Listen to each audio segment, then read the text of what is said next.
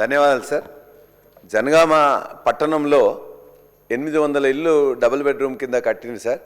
కొద్ది డబ్బు ఇచ్చినట్లయితే కంప్లీట్ అయిపోతుంది. బచ్చన్నపేటలోని కేశరెడ్డిపల్లి గ్రామంలో కూడా కొన్ని ఇల్లు కట్టినాయి. మంత్రి గారికి వరంగల్ రివ్యూలో నేను రిక్వెస్ట్ చేసిన, వారు కూడా ఆనాడు కలెక్టర్కి చెప్పిండ్రు, ఎలక్షన్ల ముందు ఖచ్చితంగా చేస్తామని చెప్పేసి ఒక ప్రాసెస్ మొదలుపెట్టిండ్రు. ఈ లోపల కలెక్టర్ గారు చేంజ్ అయిపోయేసరికి మళ్ళీ ప్రాసెస్ అంతా వెనుకబడ్డది. కాబట్టి మంత్రి గారికి నేను దయతో విజ్ఞప్తి, ఖచ్చితంగా ఎవరైతే మీరు ఆల్రెడీ అప్లై చేసుకున్నారో కొంతమంది పోయి ఉంటున్నారు కూడా వితౌట్ పర్మిషన్, వితౌట్ అలాట్మెంట్. కొన్ని ఏమో పైన స్లాబ్స్ పడి కొద్దిగంత కంప్లీట్ కావాల్సిన దశలో ఉన్నాయి. ఇప్పుడు జనగామ లాంటి ముఖ్య పట్టణంలో కట్టిన వాటిని మనం వేస్ట్ చేయడం అనేది కరెక్ట్ కాదనే ఉద్దేశంతోనే మంత్రి గారు ఒప్పుకున్నారు.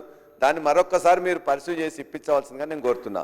రెండవది, డబుల్ బెడ్రూమ్ ఇందిరమ్మ ఇళ్ళకి సంబంధించి సమస్య మీరు అలకేట్ చేసి మీరు లెటర్ ఇచ్చిన తర్వాత వాళ్ళు మొదలు పెట్టుకున్న తర్వాత ఇది L1లో లేదు కాబట్టి వీళ్ళకు ఆల్రెడీ వాళ్ళు ఉండే కిరాయి ఇంట్లో వాళ్ళు పక్కా భవనంలో ఉందని చెప్పే ఉద్దేశంతో వాళ్ళని ఆపడం కానీ, వాళ్ళకి ఎప్పుడో కారు ఉంటే వారు కారు అంటే వాళ్ళు ఏదన్నా డ్రైవర్గా ఉండి అది తీసుకున్నట్లయితే వాళ్ళకి ఆ విధంగా వెహికల్ ఉంది కాబట్టి ఉద్దేశం ఉన్న దాన్ని కూడా ఆపేస్తున్నారు. L3లో ఉన్నది L1లో లేదు అని చెప్పేసి. కాబట్టి ఒకసారి మీరు ఆర్డర్ ఇస్తే, ప్రభుత్వం ఆర్డర్ ఇచ్చిన తర్వాత వాళ్ళు కట్టుకోవడం మొదలుపెట్టిన తర్వాత మధ్యలో ఆపడం అనేది కరెక్ట్ కాదు. వాళ్ళ బిల్స్ను వెంటనే వేయించాల్సిందిగా కోరుతున్నాను. మూడోది, 3500 ఇల్లు మీరు శాంక్షన్ చేస్తూ ప్రతి కాన్స్టిట్యున్సీకి 4.5 లక్షలు ఇస్తామని చెప్పారు. కానీ అలకేట్ అయినాయి 3,24,536 అలకేట్ అయినాయి. అందులో మీరు కన్స్ట్రక్షన్ స్టార్ట్ చేసినాయి 2,62,449.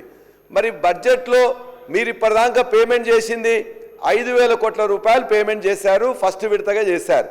దీనికి సంబంధించినవి 12,500 కోట్ల రూపాయలు కావాల్సి వస్తుంది.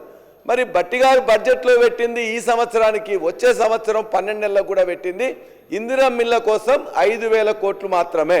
అంటే ఇప్పుడు మీరు శాంక్షన్ చేసి నిర్మాణంలో ఉండే 2,62,449 సంబంధించిన డబ్బులు కూడా వచ్చే బడ్జెట్లో కూడా పెట్టలే. కాబట్టి మరి వీళ్ళకి ఎట్లా పేమెంట్ చేస్తారు? చివరి ప్రశ్న ఏంటంటే, మరి ఇవే కాకుండా వచ్చే సంవత్సరం కూడా మరి 3,500 ఇస్తామని మినిస్టర్ గారు చెప్పారు. పొంగులేటి శ్రీనివాసరెడ్డి గారు చెప్పినప్పుడు వచ్చే సంవత్సరం కూడా 3,500 చొప్పున ఇస్తాం, ఈ 3,500 అలాగూ ఆ 3,500 అలాగన్నారు. మరి ఈ 3,500కే 3,000 కోట్లు తక్కువవుతున్నాయి. మరి వచ్చే 3,500 రూపాయలు 3,500 ఇల్లు ఇస్తారా ఇవ్వరా? ఇస్తే ఎప్పుడు ఇస్తారని చెప్పేసి మీ ద్వారా మంత్రి గారిని రిక్వెస్ట్ చేస్తున్నాం.